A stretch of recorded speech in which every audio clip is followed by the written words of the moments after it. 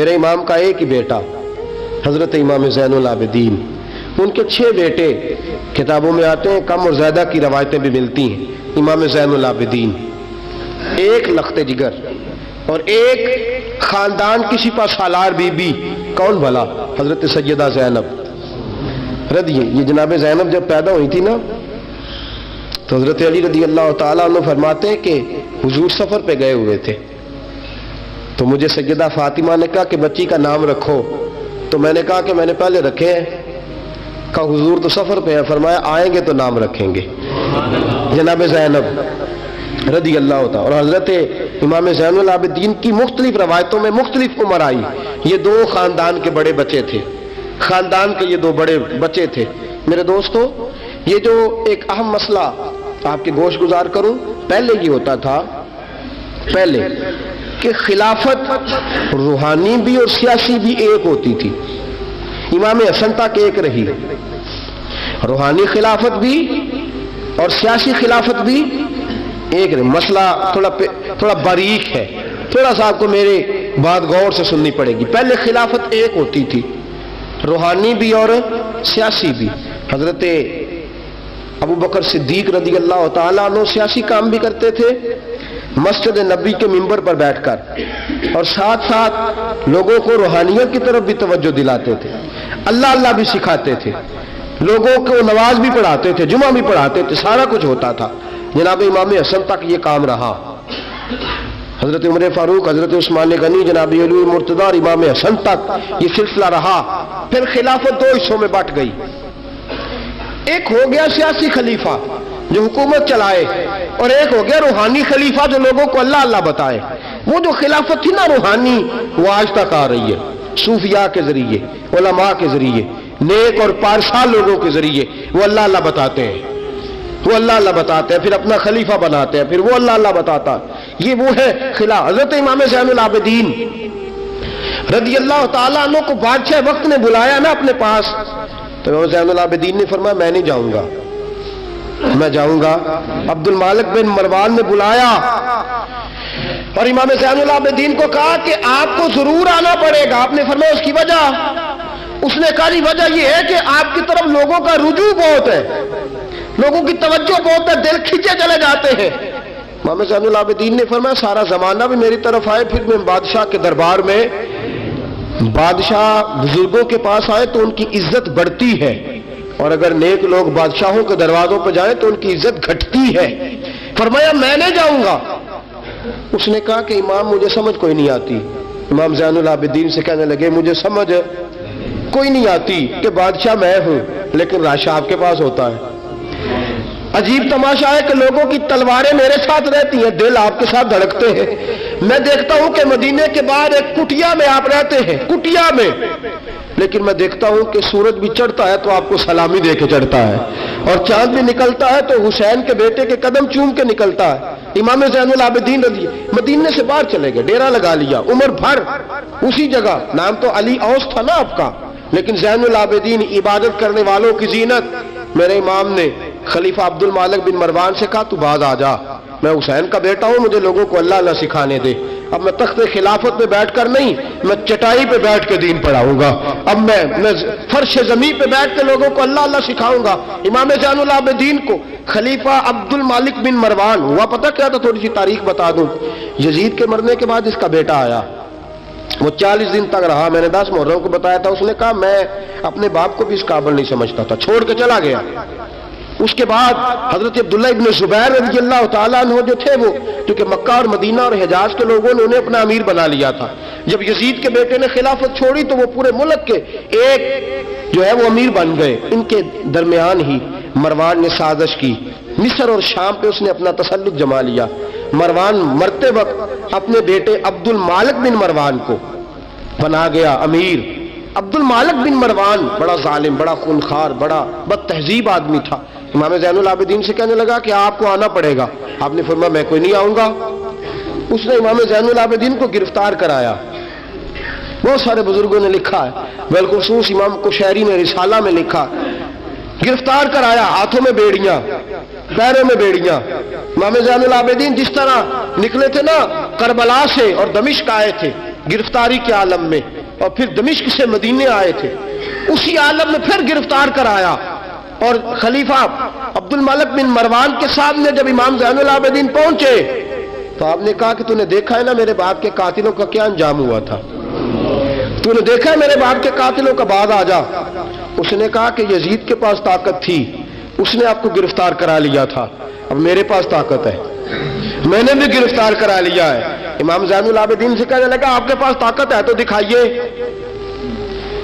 आपके पास है ताकत तो दिखाइए। इमाम ज़ैनुल आबिदीन रज़ियल्लाहु ताला अन्हु ने फरमाया तुझे कहा चैलेंज न कर, मैं दरवेश हो गया हूं, एक तरफ लग गया हूं, एक कोने में जाकर बैठ गया हूं, मदीने से बाहर जाके मैंने डेरा लगाया, बस मुझे अब छेड़ मत, मुझे अपना काम करने दे, मुझे लोगों को दीन सिखाने दे, अल्लाह अल्लाह बताने दे, तू जान, तेरी हुकूमत जाने, तेरी सल्तनत जाने, मैं तेरे काम में दखल नहीं देता, तू मेरे काम में दखल न दे, मुझे अल्लाह अल्लाह करने दे, अल्लाह अल्लाह कराने दे। कहने लगा मेरे पास ताकत है, मैंने गिरफ्तार कर लिया है। इमाम ज़ैनुल आबिदीन रज़ियल्लाहु ताला अन्हु के हाथ और पांव में बेड़ियां थी, इमाम ज़ैनुल आबिदीन की जुबान से निकला अल्लाह अल्लाह अल्लाह। तीसरी दफा जब आपकी जुबान से अल्लाह निकला सारी बेड़ियां टूट के जमीन पे गिर गई। इमाम ज़ैनुल आबिदीन के लिए उठने लगा, फरमाया बैठ जा जमीन पे। खलीफा जमीन पे बैठा, इमाम ज़ैनुल आबिदीन रज़ियल्लाहु ताला अन्हु निकले। मुझे न कहना रवायत ज़ईफ है, रवायतें ज़ईफ होती हैं, अकीदे मजबूत होने चाहिए। हजरत इमाम ज़ैनुल आबिदीन पलटे और पलट के कहने लगे ताकत पहले भी हमारे पास थी, ताकत आज भी हमारे पास है, जब रब कहता है हम इस्तेमाल नहीं करते और जब कह देता है तो हम इस्तेमाल करना शुरू कर देते हैं। बस अल्लाह की रजा पे राजी है।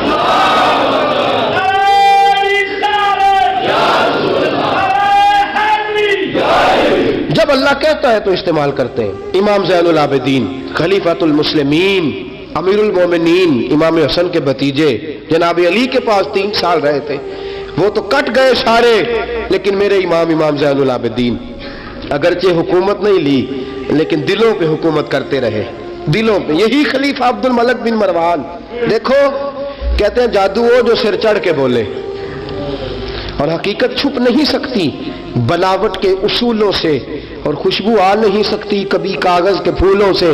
पता होता है हमें सच क्या है झूठ क्या है। तवाफ़े काबा हो रहा है, तवाफ़े काबा, एक औरत बहुत बड़ी, उसने काबे में भी आके जुल्म करने शुरू कर दिए, लोगों को तंग करना शुरू कर दिया। एक बात याद रखना, मैं गया हूं उम्रे पे, मुझे अल्लाह ने तौफीक दी है, लोग वहां जाके भी बाज नहीं आते, धक्के मारते हैं, बड़ा कुछ करते हैं, वो अल्लाह का घर है। अगर फजल ज्यादा है तो वहां गजब भी बड़ी जल्दी हो जाता है। वो बीबी बाज नहीं कहती थी मैं बहुत बड़े अमीर की बीवी हूं, खबरदार कोई करीब आया तो। हजरे अस्वद के करीब गई तो हजरे अस्वद ने पकड़ लिया, दबोच लिया, पकड़ लिया, छोड़ता ही कोई नहीं, चिमट गई साथ, बुलाओ लोगों को, बड़ा कुछ किया, लेकिन हजरे अस्वद छोड़ता। अल्लाह आपको हज की तौफीक दे, आमीन तो कह दे, अल्लाह आपको उम्रे पे ले जाए। ये हजरे अस्वद पता बंदे वो जाके बहादुरी दिखाते हैं, मैं जी परा सटे 5-7 बंदे, मैं फिर चुमदा रहा बड़ा चेर, एक अकलमंदी की है, एक अकलमंदी वाली बात है। वहां जाके हमारे बुजुर्ग तो कहते हैं वहां जाके जानवरों का भी अदब करो। वो खुदा रसूल के मेहमान में धक्के देते रहे हो, कोई अकलमंदी है, ये कोई बहादुरी नहीं। अगर सूडान वाले करते हैं, ईरान वाले करते हैं तो वो जाने, उनका रब जाने, उनके अमल जाने। हम तो वहां जाके जानवरों का भी अदब करेंगे, अदब करेंगे, एहतराम। नहीं मौका मिलता तो न मिले। मेरे हबीब ने फरमाया दूर से हाथ लहरा के चूम लो, हजरे अस्वद कयामत वाले दिन तुम्हारे ईमान की गवाही दे देगा, हमारे ईमानदार होने की गवाही देगा। बीबी चिमट गई साथ। खलीफा अब्दुल मलिक बिन मरवान से कहा कि वो बहुत बड़े रईस की बीवी, अब छुड़ाब सारी जिंदगी तख्त पे बैठ के इमाम ज़ैनुल आबिदीन की मुखालफत तू करता रहा है, अब छुड़ा। नीचे उतर आया, उस बीबी के खामद को कहने लगा ज़ैनुल आबिदीन के पास चले जाओ, अगर हल है तो उसके पास है, अगर कोई इलाज है तो उसके पास है, उसके पास जाओ, मैं छुड़ा सकता। उधर जाओ, उधर वो है दरवाजा, वो है जनाब अली का पोता, वो है इमाम हुसैन का जानशीन, वो बैठा है। ज़ैनुल आबिदीन तेरा तो सारा घर करबला में कट गया था, तेरे पास तो रहने को मकान तक नहीं बचा था, खून की नदियां बह गई थी, और ये क्या मामला है। इमाम ज़ैनुल आबिदीन की सीरत और सूरत लोगों को बताती है کہ اب بھی اگر محبتوں کی وجہ سے دل جھکیں گے تو ہمارے خاندان کی طرف ہی جھکیں گے۔ امام زین العابدین کے پاس گئے، امام زین العابدین اپنے حجرے میں بیٹھے، کہا جناب ایک بی بی حجر اسود کے ساتھ لگ گئی، آپ آئیے۔ امام زین العابدین رضی اللہ تعالیٰ عنہ نے فرمایا میں نے سنا ہے رئیس کی بیوی ہے، لوگوں کی تنگ کرتی ہے، چھڑا لے گا؟ انہوں نے کہا حضرت جی وہ بھی آیا ہوا ہے، وہ کہتا ہے اگر چھڑا سکتا ہوتا تو پہلے بھی چھڑا لیتا، مہربانی کرے۔ امام زین العابدین اٹھے، ان کے ساتھ گئے، اس بی بی سے جا کے کہنے لگے تو توبہ کرتی ہے؟ توبہ کرتی ہے؟ کہنے لگی کرتی ہوں۔ امام زین العابدین کے ہاتھ اٹھے، اور لفظ کیا ہے؟ یا اللہ تو جانتا ہے نا میں کون ہوں۔ لفظ کیا ہے؟ امام زین العابدین کی دعا سنو، دعا پر میں مولا تو جانتا ہے میں کون ہوں، میں کون ہوں۔ راوی کہتے ہیں امام زین العابدین کی زبان پر لفظ ہے یا اللہ تو جانتا ہے نا میں کون ہوں۔ بی بی دھڑام سے پیچھے گری اور کہنے لگی اللہ اکبر، دھڑام سے پیچھے گر گئی، اللہ اکبر۔ علی کا گھر بھی کیا گھر ہے کہ جس گھر کا ہر ایک بچہ جسے دیکھو وہی شیر خدا معلوم۔ اور میرے اعلیٰ حضرت فرماتے ہیں تیری نسل پاک میں ہے بچہ بچہ نور کا، تو ہے عین نور، تیرا سب گھرانہ نور کا۔ جناب امام زین العابدین رضی اللہ تعالیٰ عنہ کیا کہتے ہیں؟ یا اللہ تو جانتا ہے نا میں کون ہوں۔ ایک وہ تھے جو مٹ گئے، مٹتے ہیں، مٹ جائیں گے، مٹتے ہیں آدھا تیرے، نہ مٹا ہے نہ مٹے گا کبھی چرچا تیرا۔ ایک وہ تھے جو مٹ گئے، اور ایک یہ میرے امام کا صاحبزادہ ہے۔ اور میرے دوستو وہ جو بات میں نے پہلے کہی نا، یہ اکڑے رہے، یہ ظالم اکڑے رہے، مر گئے۔ میرے امام کا یہ صاحبزادہ، ایک صاحبزادہ مدینہ منورہ کے ایک کونے میں، ایک نکر میں ساری زندگی۔ لوگ کہتے ہیں کہ امام زین العابدین کا حال یہ تھا نماز شروع کرتے اتنی لمبی نماز پڑھتے کہ بھول جاتے سارا زمانہ۔ امام زین العابدین نماز پڑھ رہے ہیں، گھر میں آگ لگ گئی ہے، چھوٹا بچہ آپ کا چھوٹا صاحبزادہ قریب سویا ہوا ہے۔ امام زین العابدین رضی اللہ تعالیٰ عنہ نماز پڑھ رہے ہیں، آگ لگ گئی، بچہ قریب سویا، لوگ آئے، شور مچ گیا، آگ بجھاتے رہے، بچے کو اٹھا کے لے جاتے رہے۔ نماز کے بعد امام زین العابدین نے دیکھا، فرمایا یہ کیا ہے، یہ خاک کس قسم کی؟ انہوں نے کہا حضرت جی گھر میں آگ لگ گئی تھی، آپ کو پتہ ہی نہیں؟ کہا کیوں کیا ہوا؟ کہا ہم سارا زمانہ آگ بجھا رہا تھا، آپ نماز پڑھ رہے تھے۔ فرمایا تم دنیا کی آگ بجھا رہے تھے، میں نانا مصطفیٰ کی امت پر دوزخ کی آگ بجھا رہا تھا۔ تم دنیا کی آگ بجھا رہے تھے، میں حضور کی امت کے لیے دوزخ کی آگ بجھا رہا تھا۔ تم دنیا کی بجھاتے رہے، میں دوزخ کی بجھا رہا تھا۔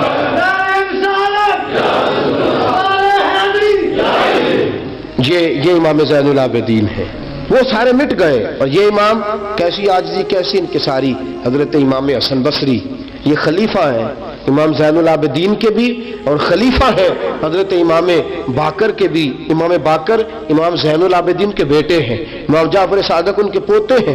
حضرت امام زین العابدین رضی اللہ تعالیٰ عنہ کے بارے میں حضرت حسن بصری فرماتے ہیں کہ رات کا سناٹا تھا، کعبے میں اس وقت اتنا رش نہیں ہوتا تھا، میں قریب ہی ٹھہرا ہوا تھا، آدھی رات کا وقت ایک نوجوان کے رونے کی آواز آئی، یا اللہ میرے گناہ بخش دے، یا اللہ مجھے معاف کر دے، یا اللہ مجھے معاف کر دے۔ وہ چیختا۔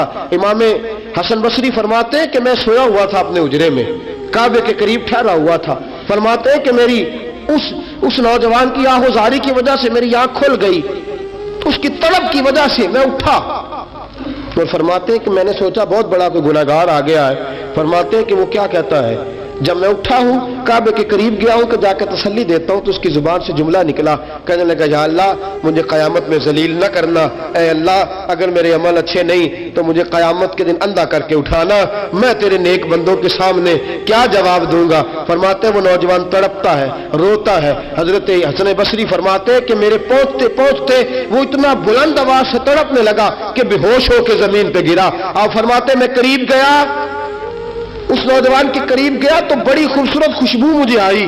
فرماتے میرے دل میں خیال تھا تسلی دوں گا کہ بیٹا ٹھہر جا، میں بھی دعا کرتا ہوں، تو بھی دعا کر، اللہ بڑا مہربان ہے معاف کر دے گا۔ فرماتے ہیں جب میں نے اس نوجوان کے چہرے سے زلفیں ہٹائی، گرد صاف کی تو میرے پاؤں تلے سے زمین نکل گئی۔ یہ تو امام حسین کا بیٹا زین العابدین ہے، یہ تو امام حسین کا لخت جگر، علی المرتضیٰ کے جگر پارے جناب سیدہ فاطمہ کے نور نظر ہے، یہ تو حضرت شہر بانو شہزادی کے بیٹے ہیں۔ اتنی آہوزاری، اتنی تڑپ इतनी बेचैनी, इतना अल्लाह से ताल्लुक। हजरत हसन बसरी फरमाते कि कदमों पे गिरा, पांव चूमे। इमाम ज़ैनुल आबिदीन की आंख खुली तो कहा हसन बसरी ना कर, तू बुजुर्ग है। तो इमाम ज़ैनुल आबिदीन उठ के बैठ गए। हजरत हसन बसरी रहमतुल्लाह ताला अलैह फरमाते हैं मेरी आंख निकल गई, आंसू मेरे बह गए। मैंने कहा ज़ैनुल आबिदीन कहां से दिल लेके आए हो तुम लोग, और कहां से सवारा है खुदा ने तुम्हारे खानदान को। सारा कुछ दे भी देते हो अल्लाह की राह में, सारा कुछ लुटा भी देते हो, सारा कुछ कुर्बान भी कर देते हो, अपने लिए रखता भी कुछ नहीं, और फिर भी माफिया ही मांगते फिरते हो, फिर भी माफिया ही मांगते फिरते हो, फिर भी रोते फिरते हो, फिर भी बारगाह खुदाबंदी के अंदर आहुजारियां करते रहते हो। हजरत हसन बसरी रहमतुल्लाह ताला अलैह फरमाते कि वो जमाना मैंने इमाम ज़ैनुल आबिदीन का देखा। मेरे दोस्तों वो तो मिट गए, अकड़े रहे ना, मिट गए। करबला के बाद वो मिट गए, मेरे इमाम को मिटाने वाले। लेकिन इमाम ज़ैनुल आबिदीन, मेरे इमाम का एक साहबजादा बच्चा था, लेकिन उन्होंने रूहानी खिलाफत का आगाज कर दिया। पूरी दुनिया में मेरे इमाम ज़ैनुल आबिदीन का फैज है, जिस्मानी भी है, रूहानी भी है, इल्मी भी है। इमाम ज़ैनुल आबिदीन ने जिंदगी पूरी गुजार दी एक कोने में लग के। इमाम ज़ैनुल आबिदीन किसी सियासी काम में कभी मुदाखलत नहीं। हजरत इमाम जाफर सादक का जमाना आया तो फिर बादशाह ने बुलाया इमाम जाफर सादक को, और ये इमाम जाफर सादक वो बुजुर्ग है कि हजरत इमाम आजम अबू हनीफा रहमतुल्लाह अलैह इमाम जाफर सादक के मुरीद है, उनके मुरीद है, उनके खलीफा है। हजरत इमाम जाफर सादक को बुलाया, और जब सैयदना इमाम जाफर सादक रहमतुल्लाह अलैह रज़ी अल्लाह अन्हु पहुंचे तो आपने शानदार लिबास पहना, शानदार लिबास पहना, और आला किस्म का जुब्बा पहना, आला किस्म की पगड़ी बांधी, हाथ के अंदर असा पकड़ा। और हजरत इमाम जाफर सादक रज़ी अल्लाह ताला अन्हु कच्चे मकान से निकले, लेकिन जरा बावकार होके निकले।